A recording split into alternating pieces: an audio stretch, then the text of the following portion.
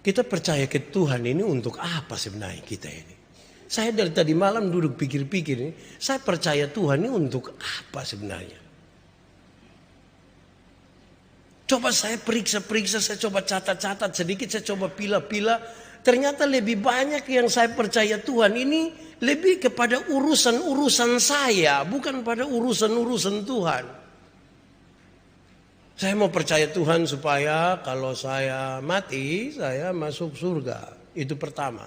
Saya mau percaya Tuhan supaya kalau saya sakit, Tuhan tolong sembuhkan. Kalau bisa tidak usah pakai BPJS, tapi langsung. Saya mau percaya Tuhan supaya kalau saya lagi bermasalah dalam rumah tangga, Tuhan, atau saya mau percaya Tuhan supaya semua itu merujuk kepada saya. Sulit sekali saya menemukan alasan saya percaya kepada Tuhan untuk masuk ke dalam rencana Tuhan. Itu kok sulit. Saya tidak tahu dengan saudara, tapi coba renungkanlah. Percaya Tuhan Yesus itu untuk apa sih?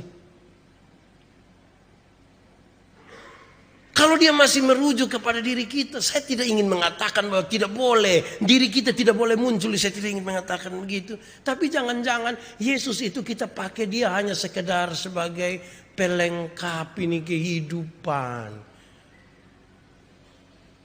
Supaya ketika kita masih aman, kita masih kuat.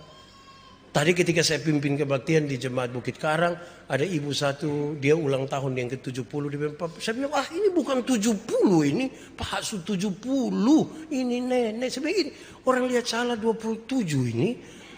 Mama bilang, aduh puji Tuhan, Tuhan yang pelihara saya. Saya bilang, Mama, itu kata puji Tuhan, itu saya senang. Tapi saya tidak tahu Mama omong dan tulus kok tidak. Tapi kadang-kadang puji Tuhan dan puji diri itu dua hal yang dekat sekali. Hampir-hampir sulit untuk kita uraikan itu. Kita percaya Tuhan ini sesungguhnya untuk apa? Tapi inti paling pertama saya kira saudara-saudara, mari kita ingat diri kita dulu. Siapakah kita di hadapan Tuhan? Ada orang tertentu yang kalau dia iris-iris sayur, tiba-tiba pisau kena di punjari, dia bilang, aduh Tuhan saya salah apa Yesus? Tuhan saya salah apa?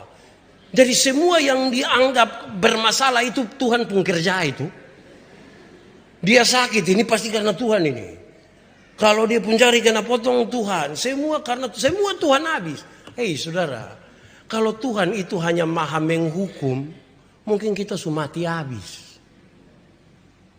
Tiap hari ini kita bikin kesalahan. Tiap hari. Dan kalau setiap salah Tuhan bilang. Setiap salah Tuhan. Woi saya kira saya sudah lewat. Saudara juga kita lewat semua. Tuhan, saya kira kalau kita merenungkan sampai di situ kita akan mengatakan puji Tuhan. Puji Tuhan. Engkau ajaib karena engkau mau menanggung seluruh kesesatan dosa. Teman-teman di penginjilan selalu mengatakan begini. Kalau orang bertanya, Yesus seperti apakah engkau mengasihi aku? Dia merentangkan tangannya di kayu salib dan mati bagimu. Tanpa kata-kata. Sekali lagi. Yesus seperti apakah engkau mengasihi aku? Dia merentangkan tangannya di kayu salib dan mati bagimu. Seperti itulah. Tanpa kata-kata. Saya juga ingin mengatakan kepada saudara, juga jangan terlalu puaslah dengan kata-kata.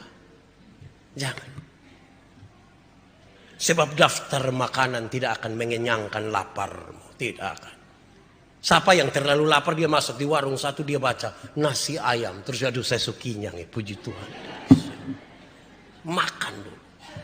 Daftar minuman tidak akan menghilangkan dahagamu. Jangan puas dengan kata-kata. Kadang-kadang kata-kata itu bisa hoax itu. Saudara ini kan kalau komen orang pustatus kan bisa tulis bilang ha. Padahal tidak tertawa. Tipu itu toh. Kadang-kadang dong pakai dua huruf yang saya sulit eja itu. Dong bilang WK. Itu cara tertawa bagaimana itu? Wah itu tertawa begitu saya tidak ikut itu. Jangan puaslah dengan itulah. Berarti pesan paling pertama saudara-saudara.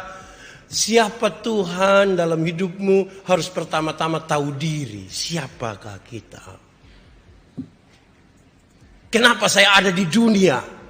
Oh, saya bukan tumpukan material biasa. Pada diri saya ada gambaran Allah. Oh, ternyata saya salah untuk menggunakan kepercayaan Tuhan pakai. Ada dosa, tapi puji Tuhan, Engkau datang. Itu baru kita bisa rasa itu keintime. Tahu diri dulu. Jangan sampai kita tidak tahu diri. Ada 3 nenek-nenek, kakak adik. Yang satu umur 92, satu umur 94, yang satu umur 96. Terus yang satu yang umur 96, yang paling tua itu dia mau mandi. Dia sudah buka itu keran, itu tempat mandi yang masuk itu apa? Nah itu. Pas dia sudah kasih masuk kaki di dalam, tiba-tiba dia sadar. Dia lupa. Kira-kira ini dia mau mandi atau mau keluar. Dia bingung ini. Terus dia berteriak, "Woi, tolong saya dulu. Saya tidak tahu saya ini baru selesai mandi atau mau mandi." Maka dia punya adik yang umur 94 tahun. Dia bilang, "Tunggu, saya pergi." Pas dia naik tangga, tiba-tiba dia berhenti, dia berpikir, sebenarnya saya mau naik atau saya mau turun?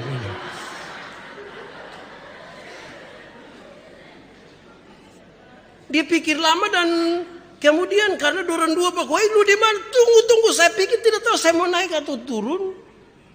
Rupa-rupanya percakapan 2 orang ini didengar oleh dia punya lompo adik yang umur 92. Dia marah dorang. "Kamu ini kenapa ribut-ribut?"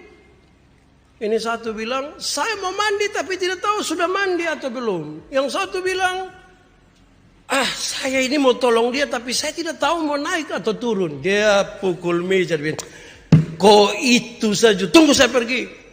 Tapi pas dia bangun dia bilang, "Tunggu saya lihat siapa yang ketuk pintu tadi Padahal ternyata dia yang pukul meja sendiri.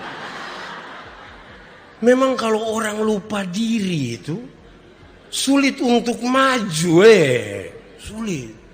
Kok dia pun diri dia masih cari-cari ini bagaimana dia jadi berkat. Bagaimana dia kenal duluan diri. Kenal. Itu pesan paling pertama.